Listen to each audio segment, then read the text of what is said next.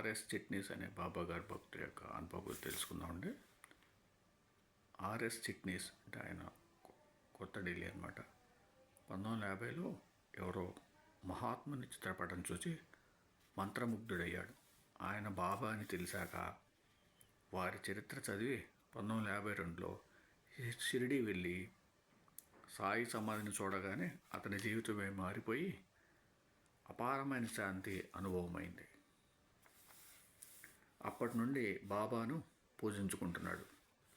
1957లో తన చెల్లెలికి జబ్బు చేసిందని తెలిసి విమానాశ్రయంలో కూర్చున్నాడు.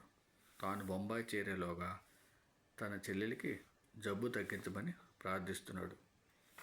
ఇంతలో అతని ప్రక్కనే కాళ్ళకు చెప్పులు లేకుండా తెల్లని కఫ్ని, తలకు గుడ్డ ధరించిన ఒక వృద్ధ ఫకీర్ ఉన్నారు.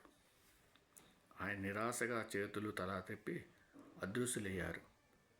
ఇంకెవరూ ఆయన చూడలేదట. అతడు బొంబాయి చేరేసరికి అతని చెల్లెలు మరణించింది. 1965లో అతనికి విపరీతమైన కడుపు నొప్పి వచ్చి నీరు తాగడం కూడా కష్టమైంది. డాక్టర్లు ఆపరేషన్ చేయాలంటే అతడు భయపడి బాబాను ప్రార్థించాడు.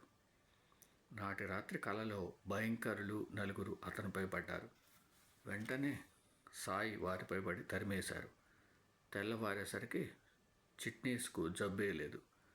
1966లో ఒక గురువారం సాయి చరిత్ర పారాయణ పూర్తి చేసి ఆగ్రా వెళ్ళి దారిలో సాయి దర్శనమివ్వాలని ప్రార్థించాడు. సుమారు 60 మైళ్ళు వెళ్ళాక కారు అకస్మాత్తుగా నిలిచిపోయింది.